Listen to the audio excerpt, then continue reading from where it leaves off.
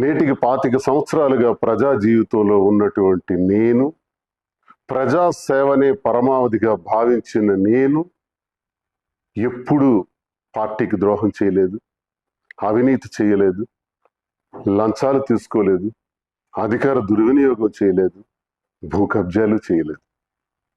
Party కోసం మాత్రమే అహర్నిశలు పనిచేశాను. ఈ జరిగినటువంటి పరిణామాన్ని నేను స్వీకరిస్తూ, సస్పెన్షన్ అంటే తాత్కాలిక విరామము. ఓకే, తాత్కాలిక విరామాన్ని ప్రకటించినప్పుడు నాకు ఒకటి గుర్తొస్తుంది. గురజాడ అప్పారావు గారు ఒక మాట చెప్పారు, విజయం కోసం విసుగుని వీడి విరామం ఎరుగక పని చేయండోయ్.